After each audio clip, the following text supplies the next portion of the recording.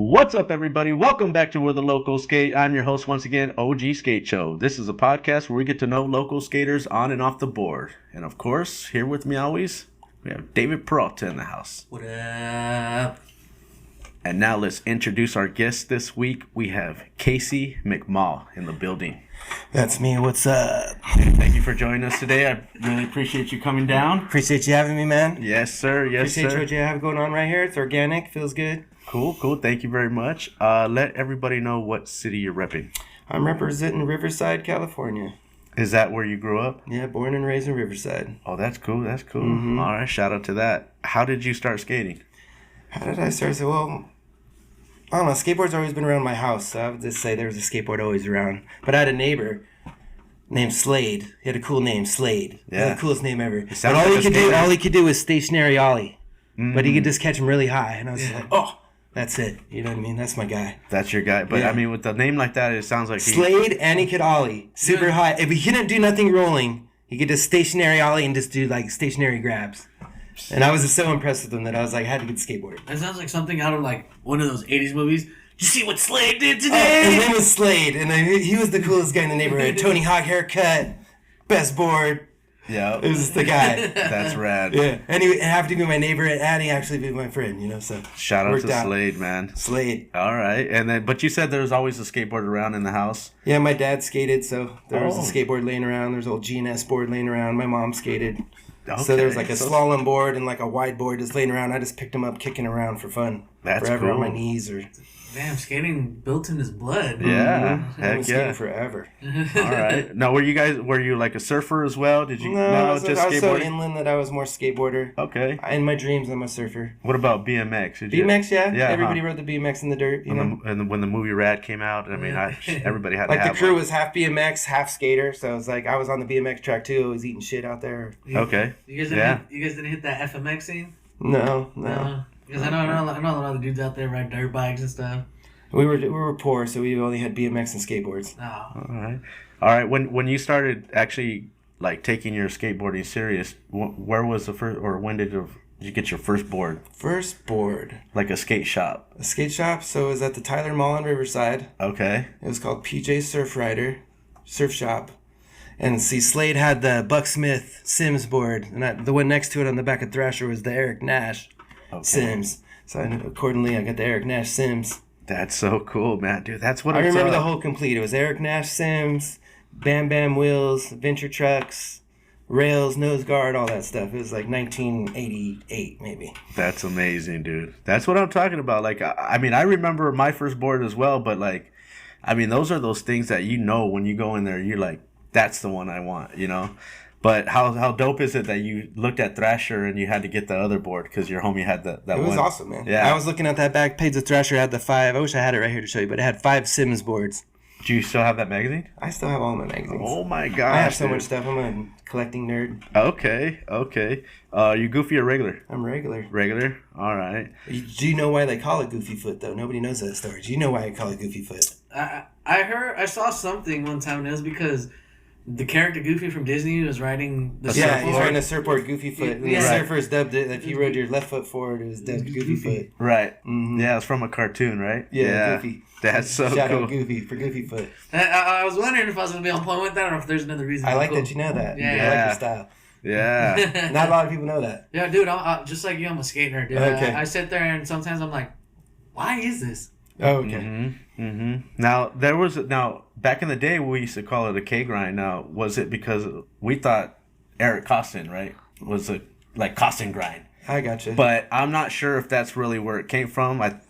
That's what we're told, but I don't know if it was maybe in a magazine or something like that. But you know, sometimes these tricks just come up. You know, now it's a crooked grind, but when we're calling it, it was a K grind. Well, it's like that one episode with I forgot who it was, but they were talking about the hard flip, and they said it was like a behind kick flip or something because they saw Daewon do it first. And that's what I just thought the K grind was short for crooked grind. Crooked grind. I know Costin doesn't take credit for it. Okay. I've always understood it as that too. Yeah, I just thought it was short for K Crooked grind. Yeah. Yeah, me too. But I would love to do some research on I like that, the really. Crookie Monster better. Ooh. Crooked Monster? Yeah, Crooked Monster. Hit the Crookie Monster to see what you got. You know? I'm down for those. Everybody's got a good one. Those are always my favorite, man. The good crook, because they look good. They look stylish when you're in the right position. I like when someone does a good crook grind, and then they just nudge it out, but it looks like you popped out of it all high, and you're just like, It feels "Whoa." good to land out of those too. Yeah. It naturally will pop out. You like your wheel nubs off the edge. You're like, Yo, and if you have a loose truck too, it gives you like a bounce.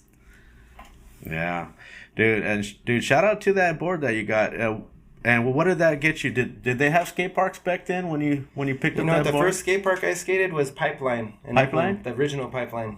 And then I skated the last year of it. I think it was 1989. Was my first skate park. It was an actual skate park, full pipe. It's in those old Santa Cruz videos. Yeah. Yeah, I skated that, and then after that, it was Mike McGill's skate park in San Diego. Was the only other one. Okay. And that's where I learned how to like skate transition. That skate park's in all the public domain.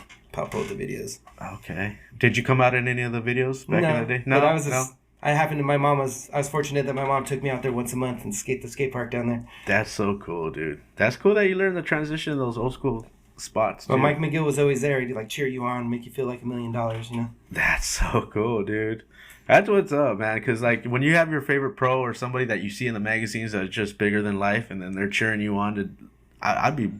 Oh, I learned how to air over the spine, and Mike McGill was out there. And my last name's McMaugh, so the MC coordinates with the McGill. So McGill was my favorite skater, and he was like, "Let's see it." And I aired to flat bottom. He was like, "Yeah," you know. And I was like, "Dang, he cheered for me," you know. I love that, especially like when it's one of your favorite pros. He was right there. I was like, I should have brought the picture I have with him from back then. I think I'm like 10 or 11 or something. Dang. Well, if you post them on your Instagram, we'll definitely repost them. All right, cool. Yeah, I'll have to get that one out the archives. Up the archives. Yeah, you said you collected a lot of stuff, right? Yeah, I collect everything skateboard related for sure. Okay. From the 70s till pretty much now. Do you still have your first board? Mm-hmm. I still have that Eric Nash I was telling you about. My gosh. Should have brought it. It's so rare. Like I rode the tail down till it was like right here to like, you know. Like, wow. Yeah. It still has the old stickers I picked out from the surf shop. I feel like you saying you have an archive is like you're gonna walk into a vault. If you walked into my garage, it looks like that. It's like a vault, like you're Scrooge McDuck. You're just like, oh my gosh, it's an archive of stuff for sure. I have all the magazines from like skateboarders to the first thrashers. Wow. That's amazing. I think we should take a trip out there and pick his You'd archive. be impressed if you see it. There's no way that if you're a skateboarder, you'll geek out on the stuff I have. Oh, Yeah. dude, I probably will geek out. Yeah, a lot of people, nowadays, all that stuff is all sought after now because everybody wants that old nostalgia stuff. You know, especially when everybody, like, during the pandemic, like, a lot of dudes were getting back on their boards again. Oh, for sure. You know what I mean? And then they wanted to either, like, remember those old days and stuff, so... That's cool that you still have all that stuff. I wish I still had my first board. I don't know. I just kept that thing around. It just would thrown under a table, get thrown under something, and just stayed around. Now it's just right there. It's like my prized possession, you know. That's my so first rad. pro board I picked out. Dude, why did they tell us to focus our boards back in the day, man? That was dumb. Shoot, well, I bought an original reprint of my little brother's first board. It's a World Industries screen printed. Nice. It's where Flame Boy is about to guillotine Wet Willie. And I bought it. I paid $250 because it's a screen print, but I was like, it was worth it. Now I have it hanging on my wall. No, for sure. Yeah. I even got the Jamie Thomas Leap of Faith signed by Jamie Thomas on my wall. Nice. Yeah. But I'm starting my own little collection because I was like, you know what? So much history out there. Oh, no doubt. Did you ever skate with any other pros growing up? No pros, really. No pros? Mm-mm. Just the homies? Yeah, just the homies in the neighborhood. Who were those guys? Shit, the original homies were like, it was Jake Griffin, my friend Jose, Rob, Nathan, Joe. They know who they are. I was pretty much 10 years old, and they were like 15, 16. They kind of took me under their wing. It was back when you still ride in the back of the truck, so they'd be like, see me with my little Grom friends, and they're like, you can go, nobody else can. That's how I kind of got good at skateboarding. Yeah. I moved to Present, like, the Riverside community is pretty tight, just like every community, so shout out Locals Sk8. That's the shop in Riverside we all represent. And then all the homies come through there, so it's like Zach, Kyle, Saul, Alan. That's so rad. I'm forgetting so many. Filmer dude. Yeah. And shout out to Arturo Chavez, too, the one that actually, he requested to have you on the show. That dude's cool. Yeah, I love Art. We've hung out. We went snowboarding. You said he was a DJ or something? Yeah, he's a DJ. I think he ran a club.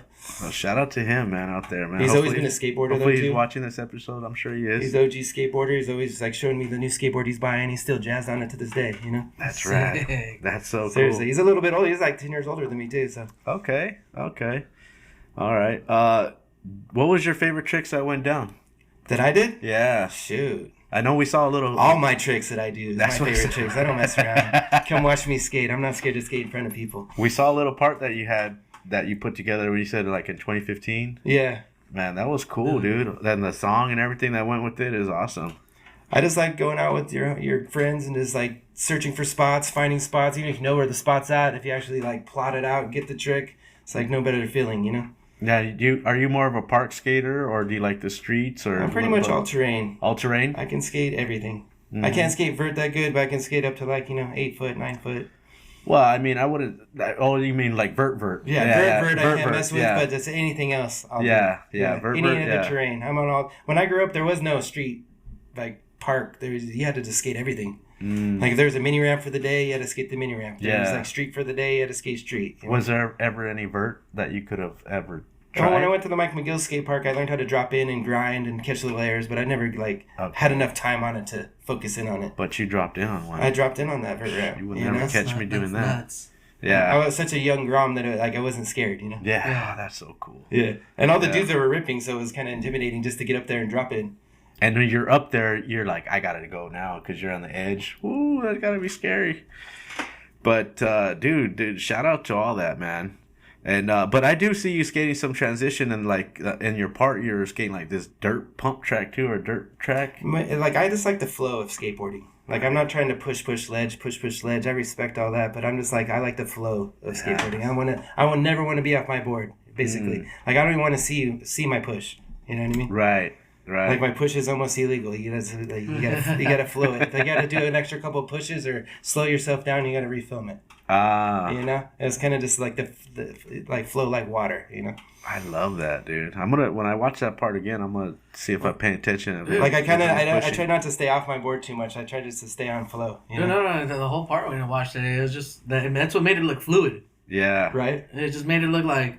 Because I noticed that and I was like, well, you didn't really push on anything. You just flowed right through everything. I tell people all the time when they ask me like, oh, what's your best trick? Like, what do you like to do? My favorite thing is just to ride a skateboard. Yeah. Like I don't have to do any tricks. Like sometimes I can go to the skate park and just flow around and not do any tricks. Mm-hmm. You know, and I'll call it a day right there. Dude, I love that, man. You know. Yeah, because me, I'll feel like I have to do something, but not all the time you're up for it. But sometimes you just need to flow, or roll around and just feel the board under you. Yeah, just like that. There's no other feeling like skateboarding if you're just floating around. Just even if you're going down the street or anything, it's just that little space where you're just actually rolling. Mm-hmm. The sound of your bearings just going down the street, man. Yeah, it's the best. Dude, I have this because I live on a downhill. So when I'm hungry, there's this boba spot that sells popcorn chicken, and I love riding my cruiser because I just take one push, and I'm just like flowing. Oh, for sure. And then I flow downhill into the parking lot, and the parking lot takes me so fast that I ride into the shopping center on my board all the way to the spot, and that's where I stop. Damn. And I'm like, damn, I needed that because I haven't skated in like a week or two, you know? No, it feels good. It definitely feels good. I tell people all the time when they're learning how to skate is just learn how to ride your skateboard. Yeah. You don't really necessarily have to do any tricks. Learn how to ride a skateboard, learn how to just learn how to ride off a curb. You know what I mean? Just learn how to turn around. Just do basic like maneuvers. Yeah, a lot of times, like, if you just drive to the park and you don't, like, as kids, we had to skate everywhere, so that developed your, like, your style of how you're going to push. And, like, I see sometimes, I don't want to be negative, but some kids haven't even learned to push yet, and they're already trying to kickflip off 7 stairs, and you're like, come on, buddy, like, let's see, like, you need to go through those kind of steps a little bit, you know? That's my opinion. But whatever, as long as they're on the board doing their thing, you know? Mm-hmm. All right, and you have any dream spots you never skated? Dream spots? Yeah, the Wallows in Hawaii. It's like that ditch. I've hit a lot of dream spots, to be honest. I've been cooking my dream spots off my list the last couple years. That's cool. I've skated Baldy. I skated that LA place that has it's like a brick quarter pipe. Everyone's been skating lately. The one in the mall, right? The underground. No, I think it's a courthouse in front. It's like these old school brick quarter pipes. And Oh, I know what you're It's talking right about. next to a skate park. It's right next to the skate park with the Carl's Jr. sign. I think they're the ones with the rails around them. Yeah, They look like little You're talking about safe spot. Yeah. Yeah. Like, that was a dream spot for me, and I think I got a pivot fakie on it. They're like they wave up like. Yeah. Yeah, I know what you're talking about. Like, that was a dream spot for me forever, but I checked that one off. That's But the cool. dream spot, the last one so far is probably the Wallows that I can think of right now. Yeah. Yeah. Yeah, because you've been, I mean, Frisco, you had some clips up there, man, like some good stuff. Luckily, I have the right group of friends around me that like kind of map all that stuff out. It's kind of like it's all who you know sometimes in the world. Dude, It is. when I saw you in Frisco skating the Chinatown banks, I was like, damn, dude. That's nuts, because when the day I took my vacation out there and I tried riding up it, I couldn't go up. It was just like bashing my nose into the wall and chipping that way at my nose. And I was like, what the fuck? I was like, now I have more respect for every skater who's ever done anything It's on hard. that It's thing. no joke. This thing's no joke. I told my friends, oh, first spot out the car, we're going China Banks. So I get there, my legs are like, whatever the drive was, 5-6 hours. I'm like, well, okay. And I'm just like, okay, Casey, let's see it. So it's all right. That's all. I wanted to do a line, but all I could do was ride over it because my legs were all jacked from the car ride. Dude, I couldn't even get up to ride It's up hard it. to ride up it though. Yeah, I couldn't even get up to ride up. I was like, and then being in San Fran that day, I understood the battle between Bones and Spitfires. And I understood why NorCal's Spitfire and SoCal's Bones.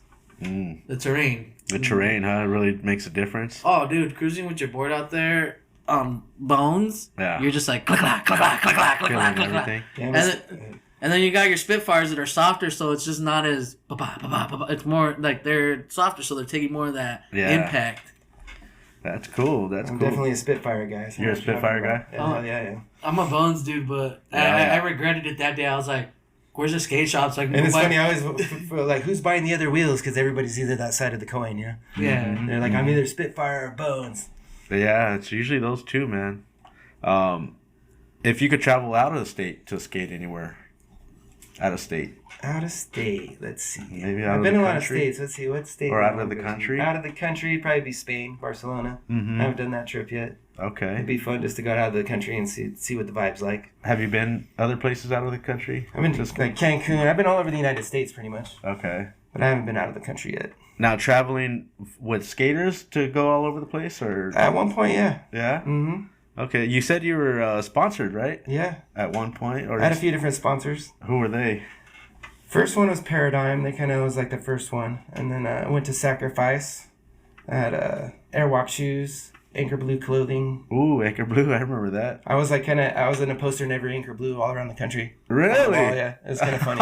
Like, nobody even knew it was me. It'd just be funny Yeah. to go in there and see it, you know? That is But that was like rad. the Anchor Blue and Airwalk were the only ones that really like paid me. You know what I mean? They That's It cool. was I used to cool. wear the cologne, the Anchor Blue cologne. yeah, they had the Beyond baggies and all that shit. That's what I was talking to you about earlier about my buddy De Niro. Yeah. 'Cause remember in high school? Because he did the commercial shoot with us. Yeah, Yeah, he was there. I remember when they told us that he was in an Anchor Blue thing, and we walked into Anchor Blue and looked up, and there was this poster. We were like, dude, one of the homies made it. No, for sure, because he happened to be there that day too.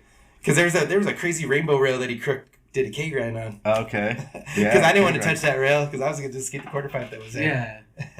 Dude, how bad? And the director comes up, he's like, "Can any of you guys skate the rail?" And I was just like, "De Niro, you're up. You're up, buddy. You know, get that K grind." Now, he got his nickname, you said, because he looks like Robert De Niro? Yeah, it looks just like him, kind of. Yeah. That's funny. 100%. Dude, shout out to him, man.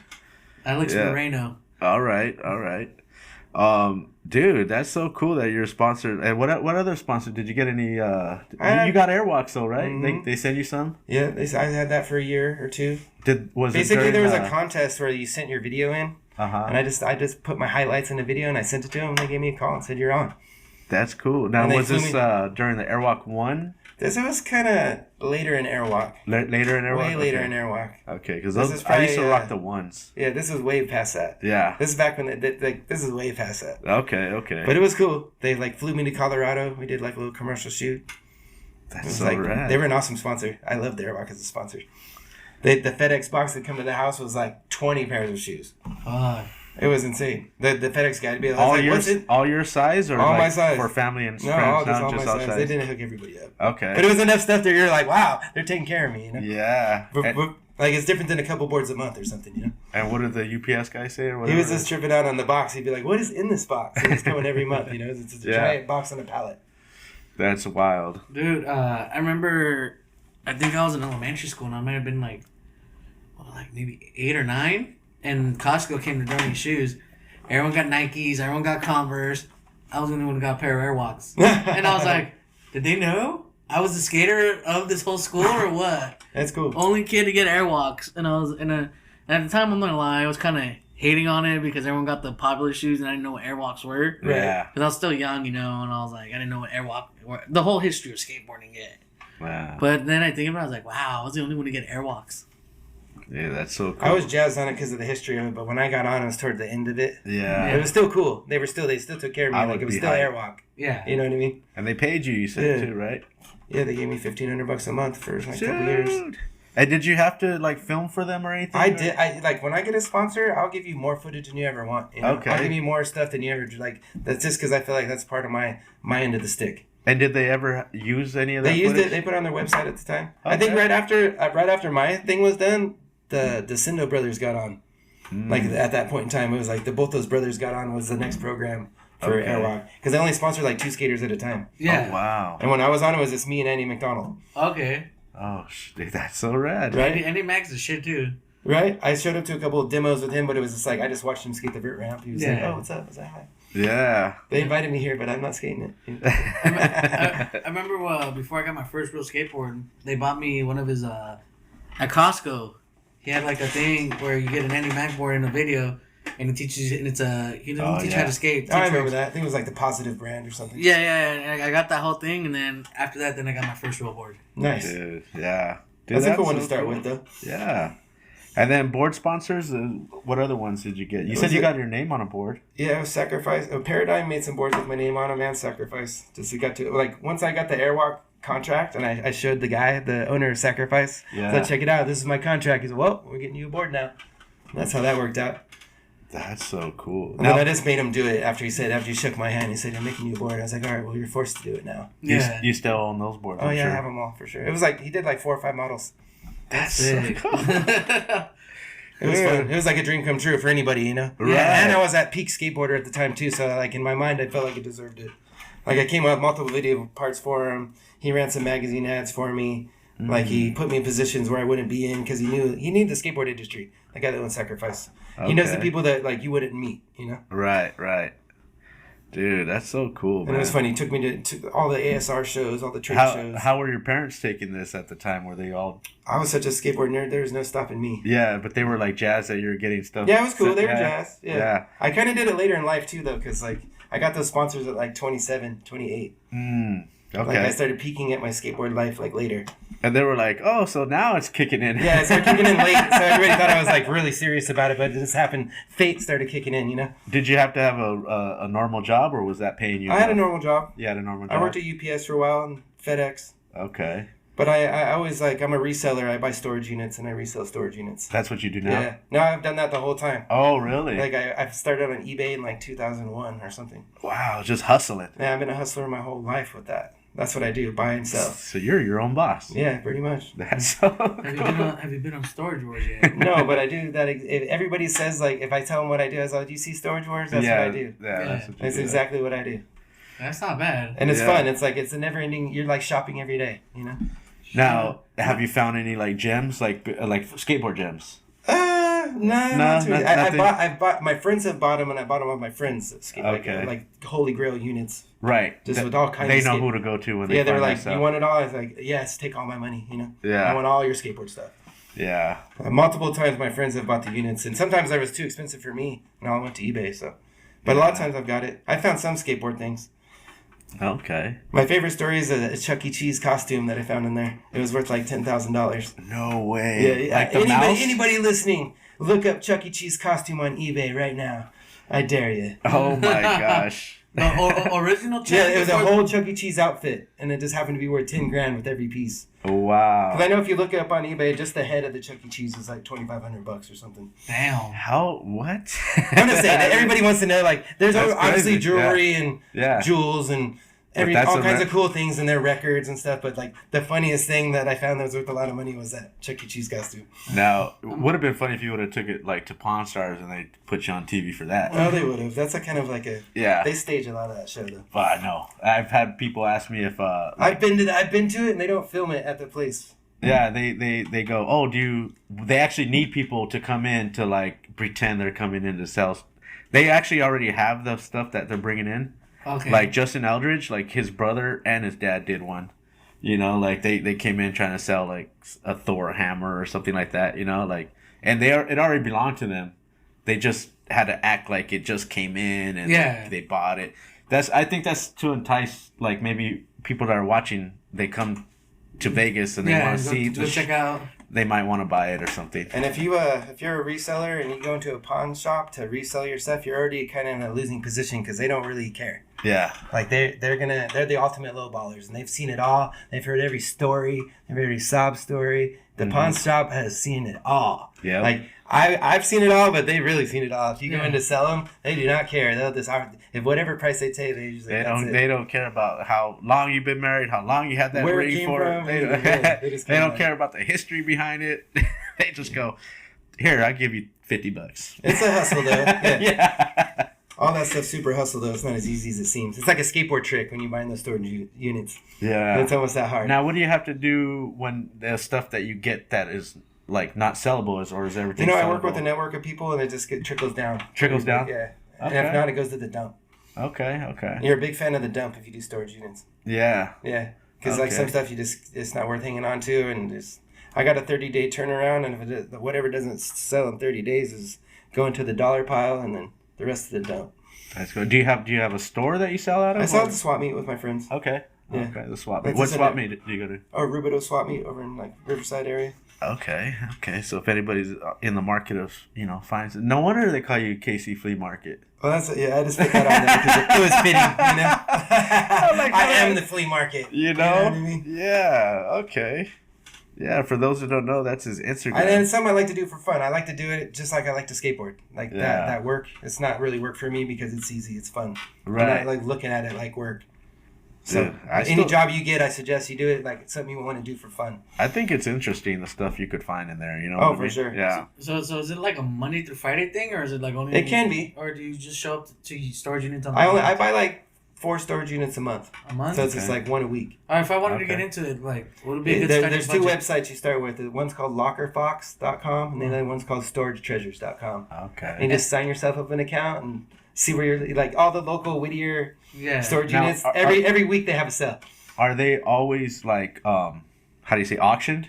Yeah, they're always auctioned. They're always auctioned. It's online though. It's not like Storage Wars. Okay. You're bidding online. Okay. So, and then you just come over there and they. Then once it goes through, you go over there. And they crack it open. Pick it up. You crack it open. You better have a truck and a trailer. Yeah. So what would you say would be like a good starting budget if I'm trying to get into it? Just have $1,000 to play with. Just a G? Yeah. G? And don't be afraid to lose it. Don't be afraid. It's like the stock market. Don't be afraid. Every time I've ever bought one, you pretty much break even. But there'll be those times where you don't. But like if you pay $500 for one, worst case scenario, you're getting your $500 back. Yeah. And some cool stuff to keep. Yeah. Right? You might furnish your whole new house with brand new furniture. Like, my old furniture sucks. The new furniture I found is better. Yeah. I'm not going to sell it for cheap. I'm going to put it in my house. That's what happens a lot, too. Yeah. My whole house looks brand new because it's like stuff I found in there. You know? Shit. Yeah, it looks like a hotel in there. That's amazing, dude. It's just because it's like, that stuff's just like, some stuff's valuable, some stuff's not. There's a market for everything, too. Yeah. All right, dude. Shout out to that, dude. That's amazing. What about, like, if... let's get back to the sponsors. Did you have any dream sponsors that maybe didn't pan I reached out to Dogtown a ton. Yeah. But it was like, they pretty much said I was too inland. I was too Riversider. And it was like, I didn't understand at the time, but now I get it now. But he was like totally like, I had a shop sponsor that knew him and he finally like said, here's the guy. Mm-hmm. And after he yelled at me and said he didn't like Riverside, he sent me a package to the skate shop though. He sent me like 2 boards and a couple of shirts, Dogtown shirts. That's cool. I always brag about it. Yeah. I told everybody I rode for him for that month. Check it out. They sent me a package. For 1 month, I'm on. But it was pretty much Dogtown, Independent, Spitfire. That'd be like the dreams, you know. What's your Santa Cruz. What's your board setup? My board setup? Currently? Yeah, currently now. It has a 9-inch board, 159 Indies, 56 millimeter Spitfires. I'm not too particular in the bearings. I just like the $10 cheap ones. It's like the cheap skates or the $10 independent bearings. Okay. I don't go too high end on the bearings. Okay. And what about the shape of the board? Like sometimes shape, sometimes popsicle. I kind of go in my phases. Oh. Right now I'm on a shape board, but I'll go back to a popsicle. Okay. In the like, I would always ride. I rode 8.5 for years, but then I just kind of got bored of it. Oh. And once you start switching up your board a little bit, skateboarding gets a little more fun. All of a sudden you got a shape board. It's like it forces you to skateboard a little bit different. Yeah, I've been wanting. You always ride 149s. Throw some 169s on there. See how you turn. You know, you'll turn a lot different, and you'll be like, "Oh, that's how it feels." That's why those guys are grinding little scratcher grinds so easy. It's just going right up the lip on those bigger trucks. You know, those skinnier trucks are a little harder to get to. It's like when you switch your board shape or like your trucks or like your anything width wise, it's like you unlock new tricks. You go up there and you're like, "Huh, I didn't know I could do that until I've gotten to a bigger board." For me, I just like the shorter wheelbases. Yeah, I like the 14-inch wheelbase. 14.25 wheelbase tops. Yeah. Like if it's any wider, I won't mess with it. But as long as that wheelbase is right there, I almost can ride any board. Dang. So I never really pay attention to that. Like the wheelbase is super. Like I never pay attention to do, but to me it's super important. Once it goes to 15, the board just feels awkward and the trucks are too far apart, and it's like it's just it's one of those little skater intricacies that only skaters would. And I wonder if I've ever ridden a board where I thought maybe I just you've never got one that felt a little too long. It's because the wheelbase is too long. I don't know. So I just started paying attention to that and trip out on it because I didn't know I like to ride like within a 13.8 to 14.2. Right? And I like 13 because it gives me where I have to like effortlessly pop. Like I literally just snap and my foot's already at the front of the board so I get a better bone dolly. But when I'm skating transition, I like a longer wheelbase. So, right, a lot of people are like that. Yeah. Huh. I just like the short stubby boards for whatever reason. The short stubby boards are the best, especially when you're just alling over something. And if you switch to a longer one, it'll throw you all off, and I'll just start airfooting all my ollies, and like it'll be weird. Like, you cannot do it. I do that all the time. I literally just right now with the cricket board I have, I'm at like a 14.5 because that's all they had in the window. Okay. And I'm sitting there, I'm like, this feels too long. Right. I have too much. And I'm super particular about it. If I don't like, I'll buy a brand new board, ride that shit for 5 minutes, I'll take it apart. It won't if it's not pleasing you. Yeah, it'll go in my resale pile, and I'll just buy a new one. Resale pile? Yeah. Okay. It's crazy because I've been getting like that. Like as soon as I get on the board, if I ride it like for one day at the park, I'm like, no. And if you keep your board pretty pristine and you don't do a lot of board slides on it, you can resell that board pretty easily. But if you scratch it all up that first day, no. Yeah. But if you just kind of keep it casual and not like slide a bunch, that board will still be worth some money. Are you rocking rails or anything on your boards? I don't go too raily. No rails? I'm still pretty street minded, but it's like the older I got, I just had to reevaluate my skateboarding, and I call them my retirement tricks. I have it's my circus tricks I've been doing for a while. You know, Fuck me into Circus Olay. I can do my 25 at any time. I got my 3 I do at the park, and like, all right. You know what I mean? Though. Everybody has their routine that they do. Of course. And I practiced them so long that now I just have them dialed. Every now and then I crumble on them, but not too often. That's cool. That's cool, man, dude. I mean, you gotta stay locked in sometimes, especially the ones you don't want to lose, like simple things like board size and stuff like that. Like, and I mentioned the rails right now because like I put rails on my board, and man, it's to do a board size is like effortless now. You just kind of stand there. Like yesterday, the rail was so buttery at La Habra. I was just like, I could go slow and I still make the whole damn. All of a sudden it's throwing me off, and I'm doing that little juke move where I don't want to do, like when I put those rails out, like I don't want to slide, like, you know what I mean? Yeah. Like I like just the way the board feels because there's a certain stickiness to it. There is. But you throw on the rails and you're not used to them, and sometimes it makes your board sound like shit when you're doing like transition tricks. Like it sounds like a thud or something if you don't put them on right. Okay. I feel like every time I put them on wrong. I've had the rattling before because I didn't use the double-sided tape like I normally do. But sometimes I'm in a hurry and I just put them on without it. And then later on, I'll start hearing it rattle and it gets irritating, and I'm like, damn.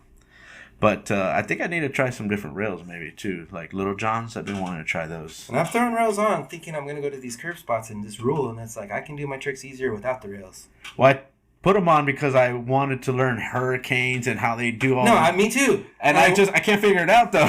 I went to the Venice curb, jazz, new board, new rails, and I can't even slide. I was like, who are you? I'm barely board sliding on these rails. They're like slick. It's like I just bought a board yesterday and it's my first time. Dude, that was me when I put those rails on. 'Cause I hadn't rode rails in years. Yeah, it is a different like balance. Because when you watch footage of people with the rails, you think, oh, it's the rails. That's why they're clicking on the Smith. It's no, because they're pretty good at it. Yeah. You know? They're pretty good at clicking up their Well, hurricane. see, and then I'm wondering, did I even put them in the right spot? Do I need to put them more in? You know, like that's I don't the know. problem. I didn't put them in enough. Yeah, That's that's why I can't. That's why I can't do it. That's what I always blame the rails. If I put rails on my board, that's why I'm sucking today. And yesterday, I jumped on a board slide. I didn't quite get on top, and I landed in that area where you're like on that between rail and board. Oh, I gotcha. But I was leaning back too much, so it just threw out from under me. But I was like, whoa, that was kind of a weird feeling. Now, if I would have maybe turned it this way, maybe the truck would have touched the rail, you know. But I don't know. It freaked me out because I slid out of that thing too fast. In my head, though, I want to ride rails. Yeah. I want rails on every board. Any little accessory. If I could put all the accessories on, I would, but I just can't, you know. Just a plain board, I think, looks the best anyway. Yeah. I do want to try the little devil tail or whatever that sparks. Oh, the sparky tail? Yeah, just so I could get like some clips at night, just for fun, like olling over stuff or whatever, you know, just for fun. I was like, call you Sparky after that. Sparky. You know, that'd be hilarious. No more skate shows. Be like, what's up, Sparky? What's up, man? I mean, just for fun. But let's get back boards that you collected. Do you have any boards that you collected that you have in your possession that are your favorite, or do you have, or is there a board out there that you wish you had? Nah, none I wish I had. Okay. Because it's like once you become a skateboard collector, it never ends. Like you can collect skateboard. Like, I don't care who you are, you're never gonna collect every skateboard. That's true. There is no way. There is no way. And then like everybody has their favorite era of what they grew up with, and I pretty much have all those. That's sick. You know. That's dope. My favorite boards are the boards you guys probably want to like is like the old 70s. It was like when skate shops first hit in the 70s. Like the Skate City type situation. Yeah. Where there were 70s boards and just had like a plain logo on them. Those are my favorite boards ever. And I have probably like 100 of them. Okay. And now are those with the, like, are they old enough to have like clay wheels or stuff? No, like I have those ones, but these ones are like when skateboarding started, when the urethane wheel came in. Okay. So it's like the Park Rider wheels, the ACS trucks. It's just a different vibe. They just look cool because those are the boards people were buying from a skate shop or a surf shop, or whoever was carrying the skateboards at the time. Yeah. They're super relics to me. Yeah, my first board came out of a surf shop as well. Like that had a little section for skateboards. You know? So it was like in Huntington Beach. I can't remember what it was called. Like. So I remember a lot of the skiing sport type places would have a little skateboard section, and that's kind of like where it was like directed. And I still like just talking about it. I could feel that feeling walking into the skate shop and being all nervous, you know, like just wondering like oh man. And then I see the board that I want. It's the Sean Sheffy board, Plan B. I'm like, oh, that's it right there. Yeah, my favorite board that I had that I got it when it came out at the time was the double kick Valetli board with the ducks on the bottom. Okay. Like I got that board when it came out. And it was like a shocker, that double kick board at the time. Okay. It was like that changed skateboarding totally for sure. Oh yeah. And everybody in the neighborhood was still rocking the regular boards, and I had that one. It was like everything, dang, you got that board? Like it was like straight from the future or something when that came out. I remember those days, man. Because they started off with little noses that were kind of like little baby noses, and then they just became like the twin paddle kind of type of deal, but they were more kind of footballish shape a little bit. I remember back then, you know. Mm-hmm. But man, we still made them rock, and we had the tiniest wheels you could think of. It was like the 90, 93, 94, I think, era right there. For sure. But dang, dude, shout out to that again. Oh no, there's always a board you want though. It's like something will come out, and it's like anything can come out. I like, you know. Mm-hmm. Well, I do want to. If I ever find that Sean Sheffy board, that's the one I'm really like the holy grail for me to find that. And then I'll try to find some venture trucks that I had before. The Sean Sheffy I had was a slick bottom, and it had like a troll doll on it. A troll doll? Yeah, that was the one I had. I forget which one it was, but I know I had a troll doll on it. Yeah, this one was like the Cowardly Lion on the Yellow Brick Road. Nice. I remember that board. Yeah, so that's the one I want. I remember circling that one on CCS. All right, you said you came out on Thrasher too? Yeah, like at first the section photo graffiti. Photo graffiti? Yeah, there's a little section. Like I'm talking, this was like 2001. I sent my pictures in, and that's how I originally got sponsored. Because they ran like in that photo graffiti section. Sometimes it's a bunch of little pictures. Mine was like the full page. They must have liked the photo. Dang. And then they put a cool caption at the bottom, and I was like, and then like I had showed it to a ton of people, and then like that's how I originally got like my first little board sponsor. That's so. They reached out to me and they're like, "Oh, I saw your picture in there." And then later on, I got a couple more photo graffitis. I'd send my own photos in. Yeah. People don't know that like you can send your own photo and get photographed. I think they still do it to this day. I mean, dude, that's crazy because I remember. I wish I brought that Thrasher because it's so timeless. It's from like 2001. It's a cool photo. That's dope that you still have all that stuff too. Because I know if I came out in a magazine or something, I'd definitely have like 4 or 5 copies. Yeah, for sure. And then I think I was in Thrasher like 4 or 5 times. Do you different remember, scenarios. Do you remember each one of those photo trick, like the trick you're doing in each one of those photos? Fuck yeah, I do. What were they? One's a kickflip into a pool. One's like a big stale fish on a corner of like a DIY spot. Wall ride, pull out. Dang. And then it was like a shifty ollie in a corner ditch where like I shifty ollied and like went through some water. But the way they took the picture, it looks like I can just ride through water the whole time. Oh, That's wow. sick. Oh no, the photo's timeless though. Those photos are good. I mean, that's amazing. And a couple times in the skateboard mag, like I just linked up with a couple guys that worked for him at the time. Yeah. And like they took the photos and literally like a year later they came out. It was crazy. I got to get the magazine every week, like trying to look for these things, you know. Right. All of a sudden it was in there. I was like, dang, they did an article. There I am. And then the photo was sent us so far back that like nobody believed it was me, you know. Yeah. I'm like, it says my name right there. That's me. Yeah. It's like a brag for the rest of your life, you know. It's like a trophy. No, for sure. It's like I kind of had like I had like a list, a goal list when I like came back to skateboarding, like 25 years old. I was like, maybe sponsor, maybe video part, maybe magazine, and I just started checking them all off, you know, because you got to have some sort of goals in life. Yeah. And skateboarding is like, see, it's really easy to get caught up in no goals in skateboarding, but I always had goals. Like I'd always like have a spot in mind, a trick in mind, my friends ready to film it.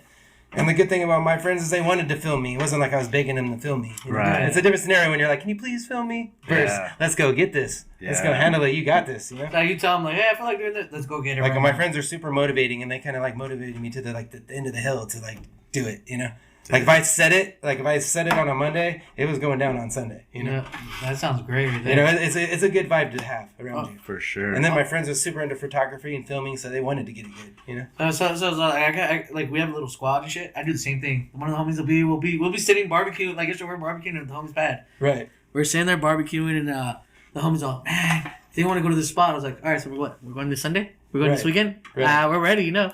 So he's like, well, I don't know. I was like, oh no. You better not start making excuses. If you can't skate it, I got a grinder, I got Bondo, whatever you want, we'll make it happen. No, totally. So let's go. And I'm that one who motivates people. Like no, I was ultra self motivated too. Like I didn't really need a lot of people to like motivate, but it was nice to have your friends to back you up. Yeah. Too. Yeah. But I was always super like, because if you don't got ready any to spots, go, I got 6. Let's go. They're all my spots, so let's go handle some stuff. You know? Yeah. Like if you got 1 spot, I'll have 5. My friends are still like that. I have a friend Kyle Sellers I recommend for the show that he's like to this day super motivated like that. Like he still gets it. You know? That's the best. Yeah, it's still fun to be around, just get energy like that. Like he knows where all the good spots are at. Just every Sunday is like on. You know what I mean? We're gonna get clips. We're gonna get something. It's my friend in that video did the kickflip back tail or kickflip 5-0 and Okay. That's him. That's Kyle. He's like the ultimate. And all my friends are super motivating, but he's like been on point like for years skateboarding. Yeah. Well, what's up, Tell him. Yeah. Yeah. I told him I was the going show. I told him I was gonna recommend him because he's an cool. awesome person too. He's good energy. Is he out there in Riverside as Yeah, well? he's at Riverside. We're all Okay. We're like the Riverside old heads for sure. That's so cool, man. I think he still gets flow from New Balance and a few other things. I was gonna say now I know who to hit up when I'm out in Yeah, hit us the up. high- I know all the spots out there. Yeah. We take the tour of the neighborhood. You know. Are you getting any flow? I for yourself? can still get flow from Sacrifice, but I got to a point where I just stopped asking for stuff. Okay. You know. You just do your own I thing. just do my own thing. All right. Like I just rep the stuff I like to rep. And your local shop is My local shop's Crooks, but on the Crooks. other side of town it's Rip City. Rip City. It's in Santa Monica. It's the oldest shop in history of California. That's what. Do you still go there to purchase stuff or? Just... Yeah, I go to Rip City all the time. Okay. Just as a matter of fact, like a few months ago, they did an event on the pier, on Santa Monica Pier. was that the one with the mini ramp and everything? Yeah, I didn't plan on entering this thing, right? But I entered this contest and I got 3rd place. Oh, no wow. way. I took out 25 kids. That's Just kidding. what's But up. it was cool because the original guy from Dogtown, Jeff Ho, was there and he was one of the judges and he picked me for 3rd. So That's saying cool. something.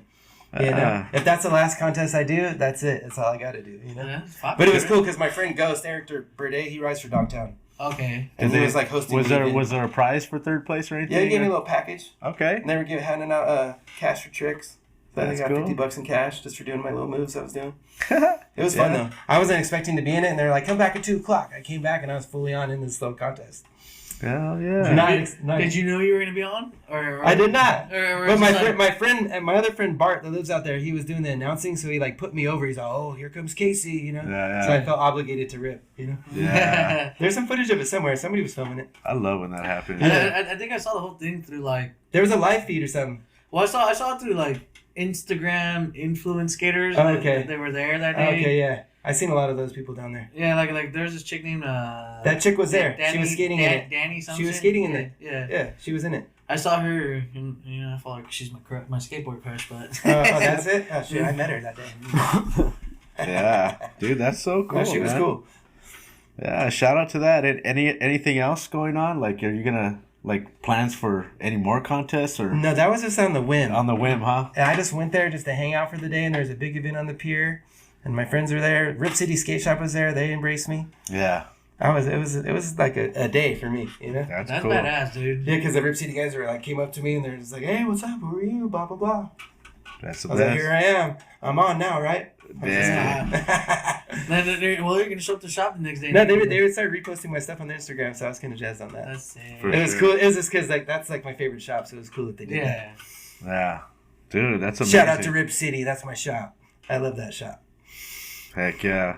All right, let's get into some hobbies off the skateboard. What do you do off the board? Hobbies off the skateboard. Because I know you do all the flea That's market. kind of my main hobby. That's your- I'm also I have 3 kids, so that's my other job. Okay. Yeah. Yeah, that's a full-time job. And I'm a husband too, so that's a job. How old are your kids? 21, 17, and 12. Okay. They any of them skate? They skate a little bit, but they Little didn't bit. get like the bug like I did. They all can ride around and stuff. Yeah. They know what skateboarding is. They know what it's about. Yeah. I felt like skateboarding was so brand new when I was doing it. Now it's a different vibe these days to like get into, but they still like it. Yeah. I know that's It cool. was a different world for them, I think. And sometimes you push away from what your dad does. Yeah. That is Sometimes true. you embrace it, and then other times you're like, it's the opposite. Yeah. Because I kind of forced it down their throats so hard that they were like, That could happen. clawing against it a little bit. That could happen. Yeah, they fight Because against there's skateboards everywhere. That's all you do, Dad. Skateboard. So what? It's like you're a skateboarder. I want to be a doctor. Yeah. But that's fine too. Like it's like everybody creates their own path. In life. Yeah. Yeah. All right. Anything else off the board? Off the board. Interesting me, huh? I'm a pretty plain Jane guy, Okay. I keep it casual in life. I cruise through life like the wind. That's what I like. What comes man. to me comes to me. What don't.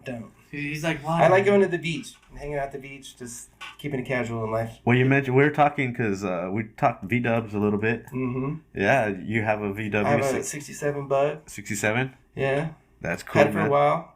I had the bug itch for a long time, but now it's just kind of sitting there. It's fun. That's a cool hobby to be into. We're talking a little V-dub outside because I got me a 63 out there. Just kind of poor thing's just sitting out there. But yeah. I know every time I see a bug like yours, I was like, "Oh, you want to sell it? What you doing with it?" It's like, first you come up like you're interested in it, then the next thing's like, "How much?" Yeah. Yeah.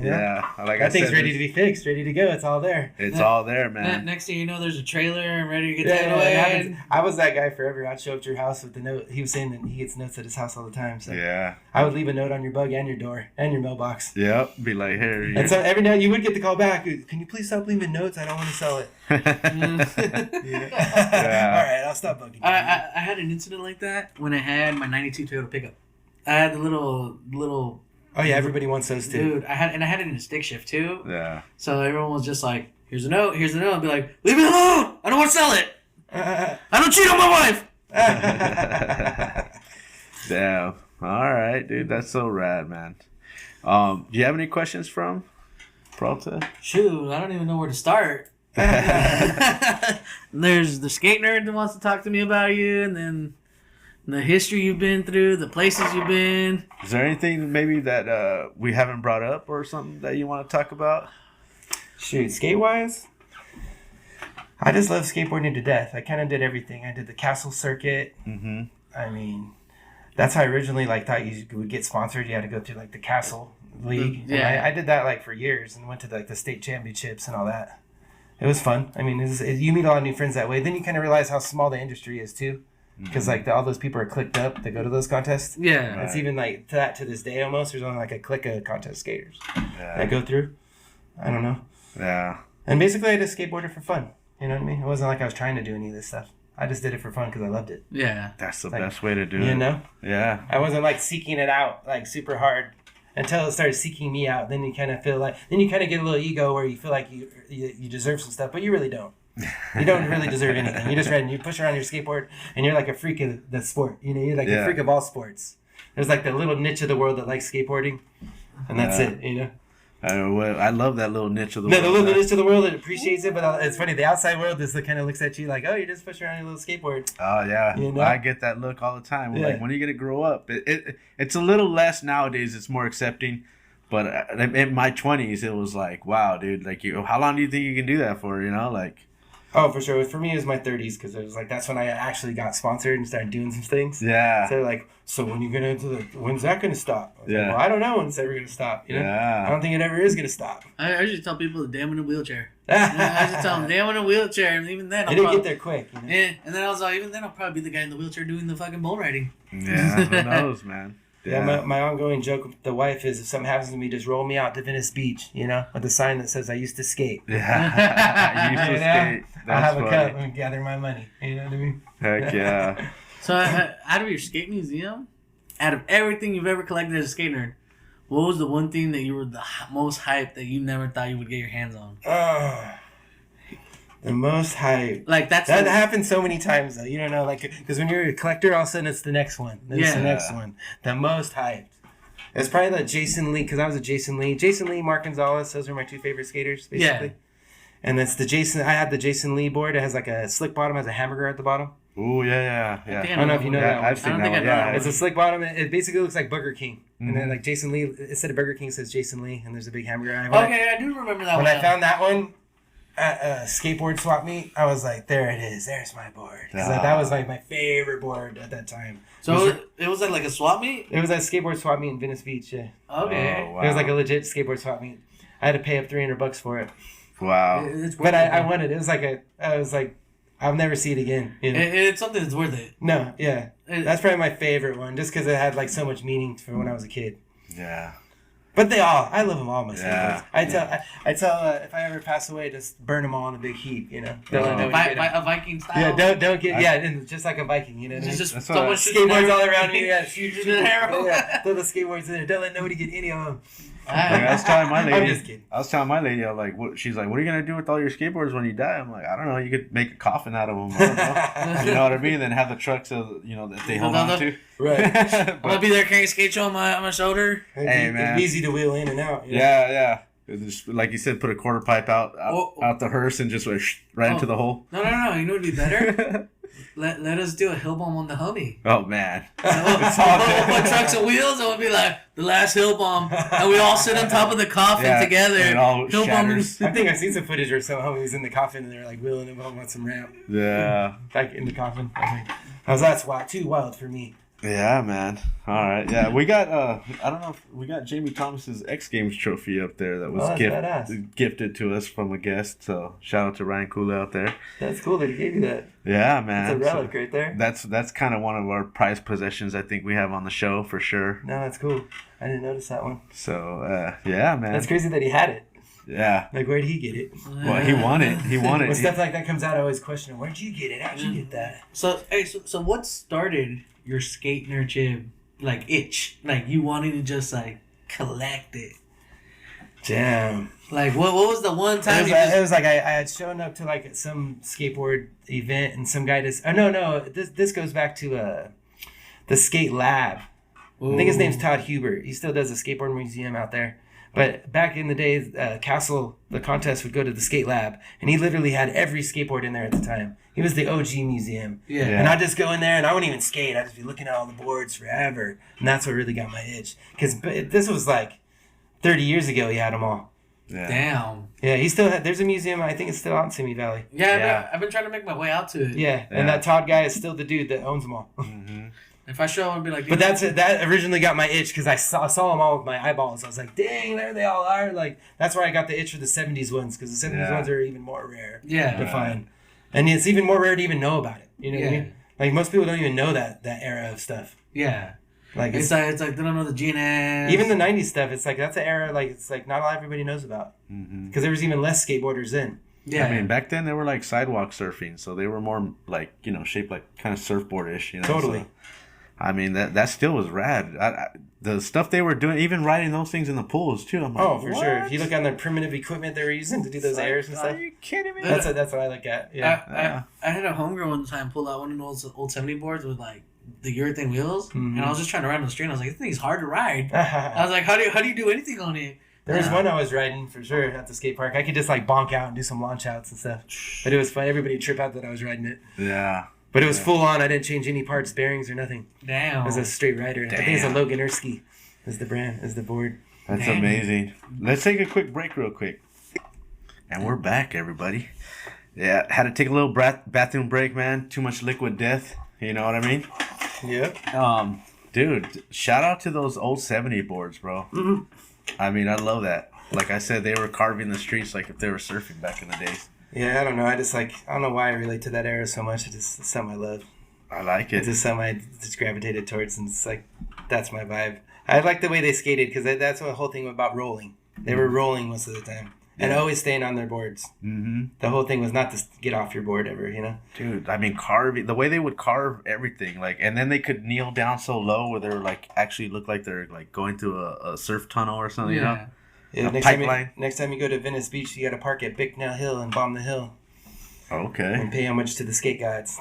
I feel like your version of that is my version of 90s skateboarding. Right. Just like, if you ever noticed in the 90s skateboarding, like, it was nothing but lines and just pushing and enjoying the push before you hit the next ledge. For sure. I mean, I know you're not a big fan of the push. But no, I love that. I love that style, that era where they took their time in their lines. Yeah. Or it wasn't they were trying to pack it in. They were just like taking a long 90s line. Yeah. Like, I love that. And you really got to see the push. I'm a fan of the push. Don't get me wrong. Yeah. I like the push. Stevie? The push is pretty much your most important thing. Yeah, yes, it is. Like when you're rolling up to something, you always want to see how they push. Yeah. I'm just saying, I just like the flow of skateboarding. For sure. That's why I was like saying I tapped in as like maybe in a 2000s and plus skater. I'm like, I still grew up watching the 90s videos, and I was just like, man, like that push they're doing to the next ledge just looks like it's like you're just having the day of your life. You're just like, feels good. Feeling the brick or the concrete under you, just For sure. enjoying it. And then they're doing that suave push where they're just like, whoosh. But I think there was like a max, right? There was like 3 push max or something like that. Like Stevie Williams would like, and then he taught himself to like he knew what song he was gonna use, so he was like, if you notice, I push with the beat. Yeah. Like he would know. No, how to step. it all has to make sense. Yeah, it's so crazy. It all has to make sense. Like if my push makes sense in the middle of it, I'm gonna throw a push. If I can't make it up there fast enough, I'm gonna push. But if I don't have to, then I won't. Yeah. I think that's where like some of the greatest skate parts come from. Like skaters who think like that, where they're like, I already know what song I'm gonna stick to for my part, so I know what section of the song I want this trick to be in. So I'm either gonna push to this, I'm gonna land this way, I'm gonna make myself. I want the film this way. I want it to land on this beat. I have to get the crook and I have to get the lock in on the rail right when it goes ka-ching. If there's a ka-ching sound in the song. My favorite things to do, you're doing a line and I stop, and I tell the filmer, nope, you're not filming it right. And it really frustrates the filmer. Oh yeah. I suggest every skater do that a few times. You just stop in the middle of your line, even though you do the trick good first, and you just stop, and you go, no, bro, you're not quite angled up right. He's like, what do you mean? So, yeah, I think that my guys want to be able to do that to me because I'm thinking like that. I'm like, right. How is this supposed to be filmed? No, some people, yes. Or sometimes like I've only done it a few times, but they get you like your ass shot instead of trying to like. I was like, you gotta get the dick side. You know what I mean? Yeah. Get the dick. I just want the dick out. You know what I mean? I want the. Yeah. So see, that's how I get with Listo sometimes because he'll be filming me. And I'm like, and I'll be doing my, just like you said, doing my line perfect, and I'll stop in the middle. I was like, dude, you're too far behind me. Right. You're supposed to get, like you said, dick shot. Yeah, you gotta get the front. You're supposed to be parallel to me through this, unless you're gonna fucking rotate around me because the ledge is in front of me. Right. It depends too. Like, what are you filming? Are you filming for my wheels on this one, or what's going on here? Where are you pointing at? It's always good to have somebody that knows what they're doing, though. Yeah. You gotta what you're doing is gonna come out cool. When I film, sometimes it'll be frustrating if somebody gets the trick on their first try, because you haven't really dialed in where you I really want to understand be. that too. You know what I mean? Like you're like, oh damn, like because you like when they kind of have to play with it. You're like, oh, let me make my adjustments while they're not landing. Okay, cool. I need to be here. Or when he rolls away, I want to be over here. No, I get that part of it too. Like if you're playing with it, sometimes you're playing with it too long, then like you had the perfect shot, now you're over that shot. And you start moving over here to the side. Like you had the perfect shot, but you didn't land it in that time frame. Now I'm sick of this shot. I'm moving over to the left a little bit. There was a time where two of us were filming, and like I had the spot, right? I had the great spot, not the ass shot, you know? Yeah. And so like, and all of a sudden, like I was like, well, let me see what this angle is. And I moved, and the dude jumped in that spot. I was like, oh man, I shouldn't have moved. But you know what I mean? He's like, oh yeah, this angle is good over here. I'm like, damn. My favorite one is when you're filming them, and then the lighting changes, so you have to move. Oh, totally. And then they're all like, well, just film it back from over there. I was like, I can't. Yeah. No matter how much technology's out there, I can't film it from that because it's not gonna look good. Right. Well, screw it, just film it. And I'm like, all right, cool. And then they see it. It looks stupid. I was like, that was your call now. Well, that's on you. I ain't filming it again. One of my favorite film stories is I have my friend. He's kind of like you, Vato skater. Mm-hmm. And he don't film at all. But this time, I'm doing this disaster on this like 10-foot quarter pipe, and I'm never going to do this disaster again. It's one of those, bah, make it. Yeah. So I'm like, I nail it, bah! I look over the footage, and he filmed it directly in the sun. So I go up, all you see is sun. Yeah. Shadow? No shadow? No, you don't see no trick, all sun. Oh, I'm like, well, and this thing's hairy. Not I'm even like, a silhouette. This trick is something you don't ever want to do again. One of Right. those disasters. So I'm like, all right, Art, let's move it to the side, just a hair. It only had to move a hair. Yeah. I went up again, woke up on the flat bottom, knocked out. No. Hung up on the second disaster. So bad. Yeah, I mean that does. My happen. friend Art asked me if I'm all right. No, if I show this footage, it's like timeless. The way it's like, because I have the camera on the whole time. I'm yelling at him. You didn't film it right, and then it's like it goes back to the clip. And I died the second try. Dude, that's the worst. What happened when somebody says, "I didn't see it, do it again," and I used to try to do it again, and I would get hurt. No, for sure. So that's my rule now. Like if I'm not feeling it, like if it's not part of my like run again, it's not going. If you didn't see it, my bad. But I got it, so I know I did it this time. But I used to be that guy to be like, "Oh yeah, let me show you," and then everybody has their crews where like the one guy will take all day for one trick, and then you got like me where it's like it don't take all day. And then so like there's the levels of frustration, you know what I mean? Right. Because like one friend's killing it, one friend will get 4 or 5 tricks in a day, no problem. Oh, He's not even sweating. Yeah. Then the next friend's like all day.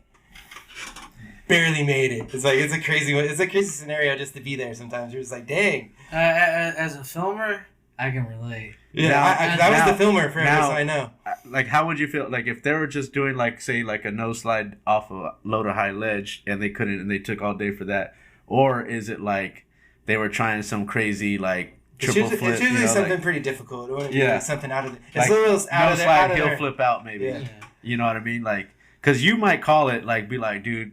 You're not even getting this nose. I don't get wasting mad my at it. time. It's just a crazy scenario for the filmer, just like how he deals with it, you know? Because I know filmers have like a crazy, like, they don't really care. They'll film all day or they'll film real quick.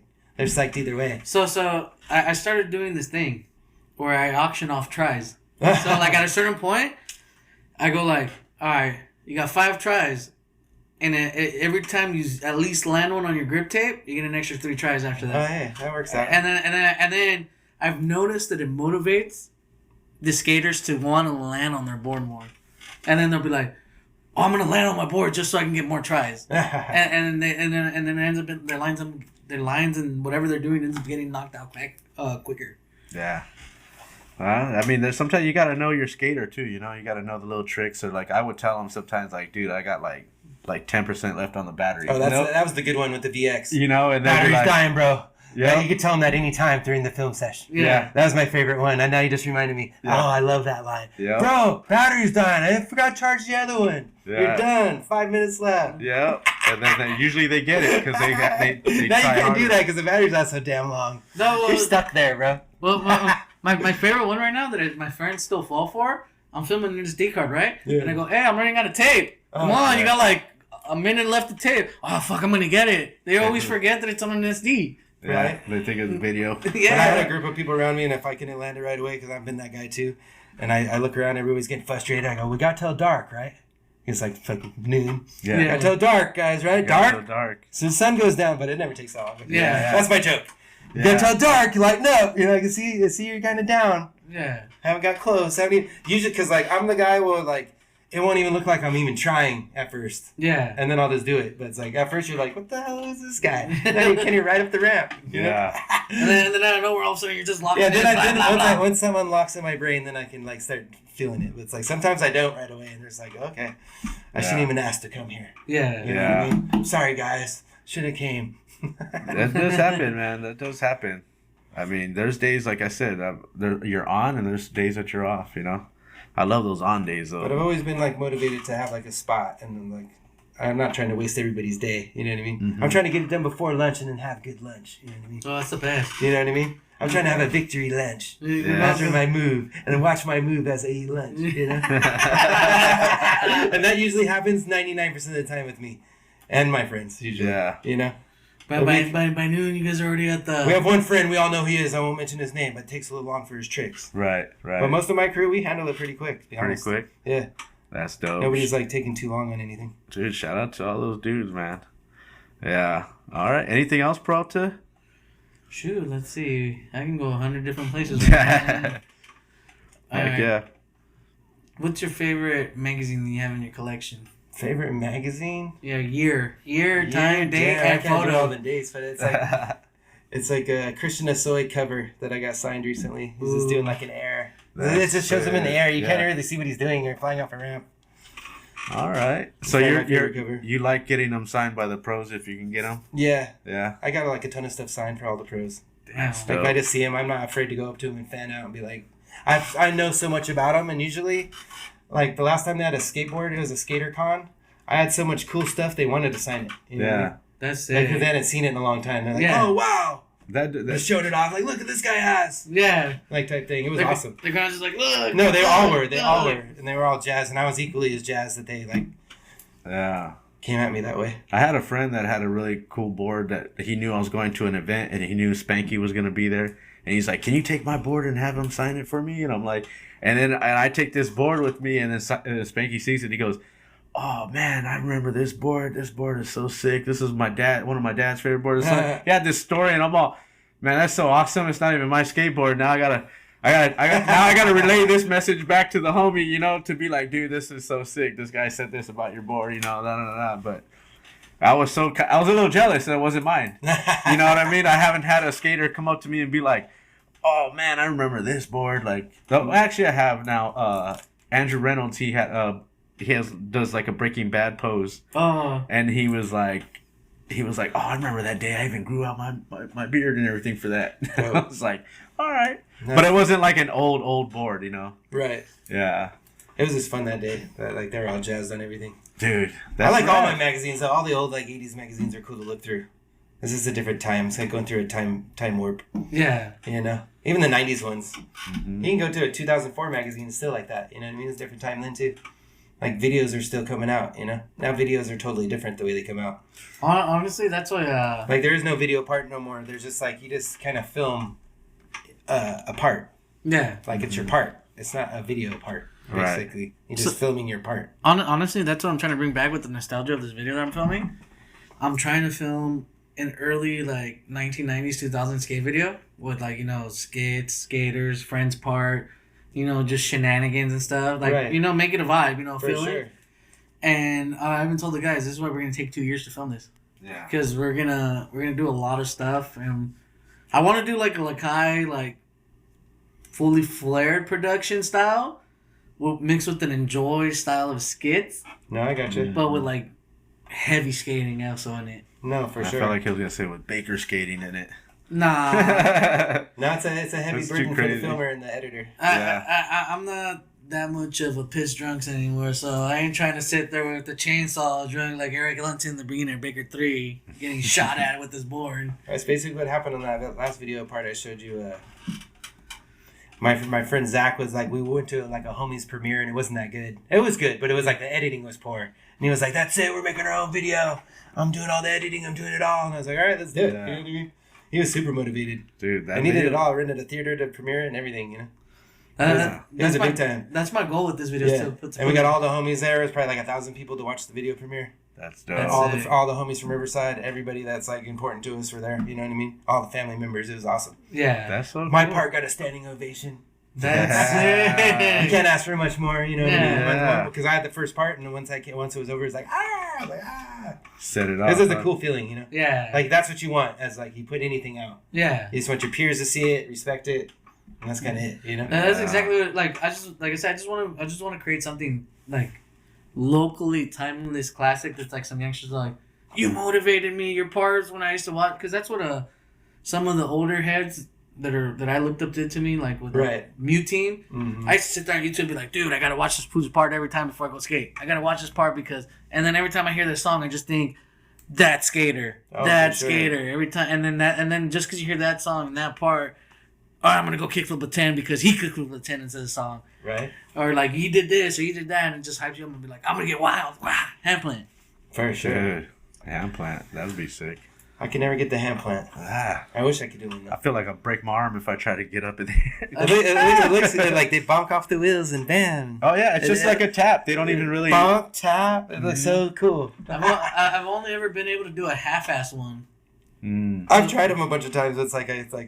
There's some guy at my local park that could do them like super good, but he was kind of a kook. So we let him have them. We let him have You know what them. I mean? He could, and we loved him, but he was kind of like this hand plant. That's all he did. Yeah. But he was good at them. Yeah. And there's a new kid at the skate park over where I live. I think his name's Danny, but he can do every type of variation of hand plant. He can skate super good. So we haven't asked you, what is your local park? Oh, it's a Harupa skate park. Aruba? Aruba. Ooh. Ooh, I live Aruba. like 5 minutes from there. That's the one where you put the quarters in to get light time. Oh, yeah. I love that part. Yeah. I wish every skate park had that. Yeah. At one point, we had the bikers would tap their tire on it and it would like go for free. Oh, We had no all these way. little tricks of the trade, or we'd bust it open and we'd like recycle the quarters, and then somebody would take the quarters, but I would take the quarters. Oh, It was like a big thing. Yeah. Yeah, everything there was about the quarters for the lights, you know. Yeah. Like you showed up there after dark, you better bring 75 cents, you know. How long does a quarter get you? It only got you like 15 minutes. Really? Oh, Yeah, Oh, yeah, wow. 75 cents for an hour. Okay. Oh wow. But It was a crazy system to have, though. I think that's the only system like that at any skate park in the entire world. Right. it's cool though because They built literally a new bathroom and a big warehouse off those quarters. Off those quarters. I guarantee. dude, you gotta think of it. That's it's true. It's the best system to have at any skate park because you can show up at any time Right. That's true. and just knock in some quarters. You're a 2 a.m. skater like Ronnie Mullen. Boom, boom, boom. Knock some quarters in. I want an hour skate sesh. We used to do that, but Yeah. we skate till midnight there quite often. It was fun. It's like the skater, and then think of it. If the last skater that was there left you with like screen time or Oh, a little bit of. or yeah. little light time, come in and just add some more, and then it would just trickle down. Now, You that just park's gotta so add a close to couple my 50 house cents. that park's so close to my house that I could like look off my back roof and see if the lights are on back then. Yeah. Because the lights are off, you don't go. You wait till somebody puts some quarters. in. Somebody pays. All of a sudden, the lights back on. Boom! I'm there. I'm there. I'm over there. Yeah. That park That's was cool. a big blessing for me though, because it's like it kind of gave me like a big second wind in Yeah. skateboarding. Because when it opened, it was right down the street from my house. I met all the new homies in the neighborhood, and they were all super down and super cool, and they all wanted to film and like get better, you know. That's amazing. I'll give it to that park. That park is a fun ass park. I want to go check it out. And I'm like a spine skater, so that spine that was there, and Yeah. it's like everything that they put there. And that park you don't have to push. Yeah. Uh-huh. That's one of those flowy, like just roll in, boom. You rarely have to push. It's like a big hole with a bunch of quarters all around the bowl and everything, and then they've got the perfect amount of street stuff in the middle, and then the rails on the side are just perfect. Well, they got a lot of They space, flow. right? They got a lot Yeah. of It's not a space to huge make space, it but it's the way they designed that one. It's like for the old design, like the old La Habra Park kind of designs. That was a good design Yeah. because a lot of them are not like that flowy. No, that park just good luck ever having to push. You're just gonna cruise. And actually, the BMX crew had a big hand in getting that done. It wasn't the skaters. Wow. No way. Yeah, because I'd show up to the meetings and I was the only skater there, and they'd be like, they'd always try to give me some like shit about it. I was like, well, you're gonna see me there every day. Yeah. You know what I mean? We're going to make friends now. Yeah, Because there was like a plan, and I was like, wait, they had some like bicycle obstacles. I was like, nah, that don't look good. You want to flow right here, you know? Yeah. And they'd be like, no, we're gonna keep that because there's plans, and we can alter them if we wanted to in some little ways. Yeah. And I was the only one only skater walk up and cross something out. No, bikers, that's not going there. That box, it's not going there. But it was fun. Did they take those parts out that you crossed out? They put them in initially, and eventually they got taken out because they were dangerous. Okay. There was like this rainbow rail they put in that nobody could skate, nobody could bike. And then there's a few other obstacles that like they thought, but it interfered with their flow, not mine really. Yeah. Right. Like where they aired out, or the bikers air out to like flat or the bank. Yeah. It was in their way. So. Okay. And they were like, "You were right, Casey, about that." I was like, "No shit, right?" Yeah. But we were all friends. The BMX guys ended up getting me sponsors and stuff because they were like a couple of them were super pro, and they were always doing commercial shoots. And they got me in a Del Taco commercial, a deodorant commercial. Like these BMX guys were plugged in. It was like seeing a X Games demo every day of your life at that park when you first opened. I'm not kidding. These BMX guys were good. Super good. That's cool. It's crazy because you don't really see them around anymore. No, none, right? Yeah, like they're there, but this crew was heavy at that park when it Yeah. first opened. There was like 20 of them. They were always there. And it was like you just had to deal with each other, you know? yeah, no, Yeah. dude, even at my local when I grew up at Westcoast, we had a good like biker scene. Right? The bikers are heavy too. Yeah, they're pretty burly too because they're always like working Dude, out basically. They were thick as me, and I'm just Yeah. like, I'm watching these dudes do backflips, flares, and I'm like, what the hell? Yeah. But then that's when me and a couple of homies had the day where we ended the biker versus skater beef, Right. and then we ended up becoming homies, and then it started, hey, let me air out over you while you do the stall. I'm like, wow, fuck it, let's go, X Yeah. Games. No, for sure. One of the bikers that was over there was like the best filmer. He could do the settings on the VX like no other. You know what I mean? He was he was a setting wizard. You know what I mean? And he was a style lord on the bike. Like it was so good. You know what I mean? He was That's amazing. He filmed some of my clips, and to this day, they're from a VX, but they're so crisp the way he did it. You Yeah. know? I was like, "Dare, how'd you do that?" Damn. And I did beg him to film me that day. Please, can I get some of your clips? Those might look like crap. Yeah. That's so cool, man. That's because a lot of times, I mean, people sometimes be like, "Can I get my clips?" And like, "Yeah," and then sometimes you never Back get then, them. clip Nazis, right? They're trying to keep your clip hostage. Damn. Like that would never be me. I'd have two cameras and the wire. You know what I mean? When it was the tapes, and I just transfer my clip over right now. You know what I mean? Right now, I'm not leaving. Yep. I'd make you do it no matter what. I got like probably like 95% of my clips. There might be like that 5% that got lost, but I have all my footage. That's so cool, man. Yeah, you're good. You're good with that, man. Keeping all your stuff. That's amazing. I have like 10 shoe boxes of mini DV tapes. I'm sure you got a lot of stickers too, right? Oh, dude, sticker drawers are insane. Yeah, you brought us a couple of stickers here. I brought some Rip City stickers. They were Rip nice enough City. to give me some the other day. Yeah, shout out to Ooh. that, man. I like Rip these. City Skate Shop. I like those. Yep. And you were saying who's the artist on this one? That's Wes Humpson. He's the original artist for Dogtown. Basically, him and Jim Muir started Dogtown together. And he did all the artwork, the original, like the cross and the... He's the OG of OGs. That's amazing, You always got to pay homage to Wes Humpson and Jim Muir. dude. And Rip City. All right, man, dude. We did good, man. And like I said, you could always come back. If I'll you come wanna- back anytime. yeah. I'll spice your show up anytime you want. Heck yeah, man. You want to talk topics? We'll go off skate topics. We'll do like a topic day. You know what I mean? Because you guys do a lot of interviews, but you can go back and forth on topics too, you know? Mm-hmm. What's going on today in skateboarding? You know, you see Yuto at the Olympics? Dude. Did Nyjah get robbed? I don't know.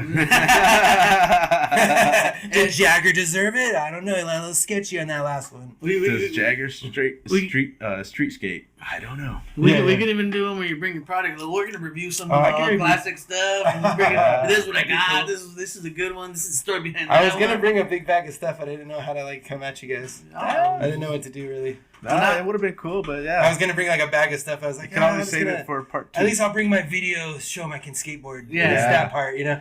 They said, no, I'm legit at first. You know, I can land a couple moves, guys, you know? 3 or 4. Well, I mean, now for anyone who's watching right now, if you got collectibles, anything, bring them on. Tell us a story. There's always a story behind it, right? Yeah, right? Yeah.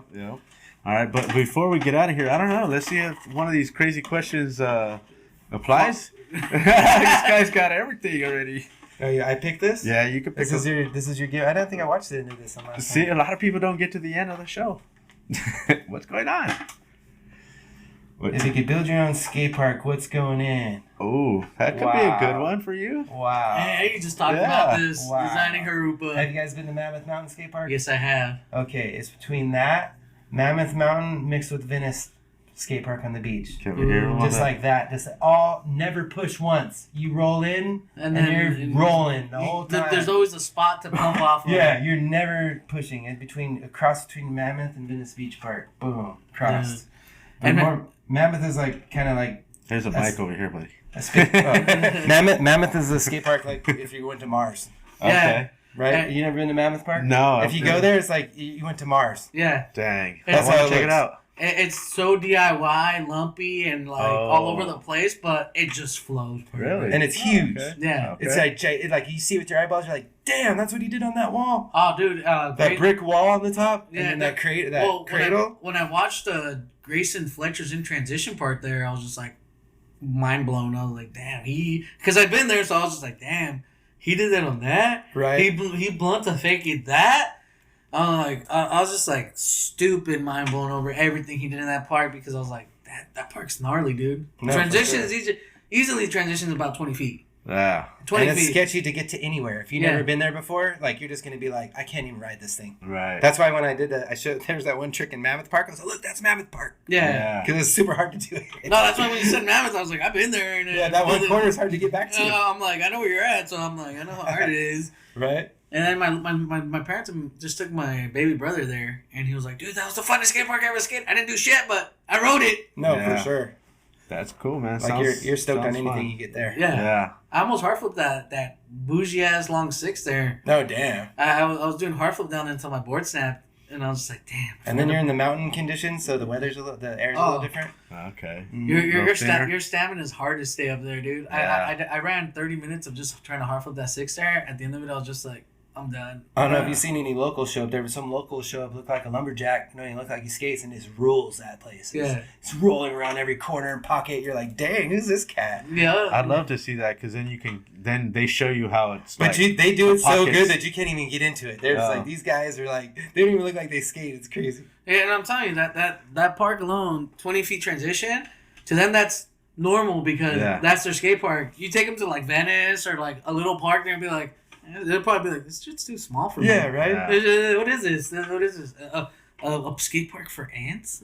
Dude, I've seen parks like that, like in Oregon. I think it was like, I mean, the bowls just look massive. You're like, what the heck? Who skates? Is this even a skate park? Is this for bikes or what?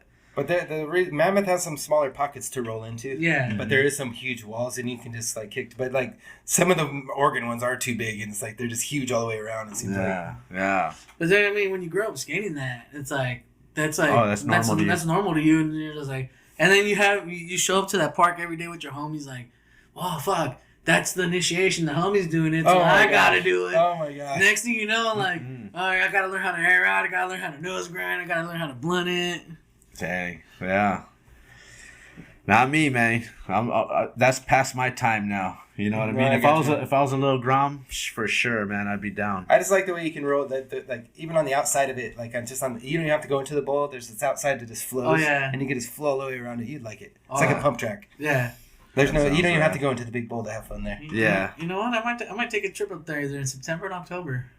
I'm gonna get back up there in December, but it might be snowy. I'm gonna wait for it to cool down a little before the snow hits. Right. Yeah. All right, dude. That was amazing, dude. So many amazing stories. I'm glad that we got you on the show. Shout out to Art for recommending you to be on. That's amazing. Do you have any shout outs? Sure. Just shout out my family for putting up with me. Wife and the kids, they put up with me the most. So Yeah. And shout out to Riverside and all the Riverside skaters. Crooks. Oh, Those are my boys. They all know who they are. Every single Riverside skater. yeah, man. Yeah, we're all a big family out there. And shout out to Rip City as well. Rip man. City's my all-time favorite. Holy Grail sponsors shop. Any of that? I don't think they sponsor, but Yeah. still my Sponsor favorite this shop in dude. the world. Nah, it's cool. I'll go in there and buy stuff no matter what. It don't matter. Yeah, I love I that. rip that shop till I die. All right. And for everybody out there, your Instagram is Casey's_fleet_market. Correct. Casey's Flea Market with 2 underscores. Oh, okay, yeah. And we'll definitely put that in the descriptions below. I appreciate you guys having me on. Yeah. Thanks for having me over here. Do you have a YouTube channel or anything? I don't. I'm thinking about starting one. Okay. I'm probably gonna, because I have so much footage. I just want to put it somewhere. Yeah, let it You know live what I mean? somewhere. Yeah. I kind of just want to do like a commentary over it or something, just so people want to hear about it, you know. That'd be This cool. trick took too long. I tried 5 tries. This one took 1 try. Sometimes it gets monotonous when people do that, But it is funny because we're showing you our stuff and then we're talking over the. No, but like, yeah, I wanted We to all do that do with that. mine so bad, and then you guys did it to me, and I was like, I should have talked about every trick I did right there. You know. That one was at that bank. It took me 100 tries. Yeah, but I mean, the way you made it look, it flowed, man. No, for sure. My whole skateboard is to make it look like it's easy when it's not. You know, that's the whole trick to skateboarding. You That's see the somebody best. cruising by, that looked easy, but no, that wasn't that easy. You know, that's the whole trick to it. That's the trick to life, making it look easy, right? That is true. Nice. That's some good. That's some good stuff right there. Peralta, shout outs. Oh shoot! I know. I want to shout out, same as you, my family. They put up with my bullshit all these years. I was the black sheep of the family. Shout out to all the guys on the Off to Lunch crew. These guys are killing it right now. But you guys gotta learn how to film because I get tired of that shit sometimes. Preach, baby, preach. You know, let me get some clips too. You know. Mm-hmm. Yeah. But you know, shout out to my co-host Lisa, who isn't here. He's gonna get a write up from me today. I'm gonna give him a write up, but yeah, just shout out to you for coming out, man. It's cool meeting you. I'm definitely gonna try to get in touch with you. Maybe run into your. I wanna dig through your archives. see Go what's for going it. on. I'm right. I'm 5 minutes from the Harupa skate park. Yeah, so I'll come by. You know, I'll shoot. That's like my backyard, Harupa. I'll shoot out that way. You know, maybe we'll catch a skate session. That'd be Hell cool. yeah. That'd be awesome, Hell yeah. dude. And yeah, shout I'll out to. show you how it's done at Harupa skate park. That's for That's sure. right. That's my home park. I want to see this. I love that park. I know every little nook and cranny at that place for sure. And then, you know, just shout out to what we're doing here. I appreciate everyone who supports us, man. Thank you, everyone, for supporting us. Yeah, man. Again, dude, thank you for coming down. Right on. Thank you. And joining us today and sharing your story, man. Like I said, you could come back anytime, and then you could bring some relics if you want, whatever. From Shoot, your we can past. work it out. We could work out You a know? little strategy ahead of time. And Yeah. we can, like, brainstorm if you want to do it like that. I like the knucklehead like that. Okay. When I come in raw like this, it's a little different, you know? Yeah. I could raw dog the stories all day long, but if I did a little pre-game, I could really mess this show up. Right, You know what I right. mean? Yeah, man. I'll change this whole thing up and bring my stuff. That's what. Yeah, we could Yeah. change the whole background of the set. That'll be cool, man. I got the Fulfill a Dream video VHS. I think he's going to be Ooh. my favorite guest every time he comes back. I swear I was gonna bring up a big bag of stuff. I was like, I don't know. They look like they got that covered right here. Yeah. Well, we're always down to move stuff around too. No, I so gotcha. if anybody out I was there. gonna bring my pro model boards and put them here. You know? See, we Like, coulda. me fucking. Yeah. I didn't want to be that guy though. Well, then I part should have two. though. I should have. Part two, man. Like, Part two. Part two. I'll bring my pro models by and we can go through them. I'll go through each one of them. There we go. Can't wait, man. And Listo, shout out to Listo. He's not here today, but I know he's taking care of his moms out there, so that's a good thing. Shout out to moms. Yeah, shout out to Peralta for holding it down today on the ones and twos by himself, coming through today. And thank you everybody for tuning in, man. We really appreciate it. Thank you for everybody that subscribes to the show, and really appreciate it. Really helps us out. Whoever hits that like button, so. You know, and tell a friend if you know somebody that wants to be on the show, hit us up. If you see us at the skate park, or you could hit us on the Instagram at We're the Locals Sk8. I'm OG Skate Show. Till next time. Peace out, everybody.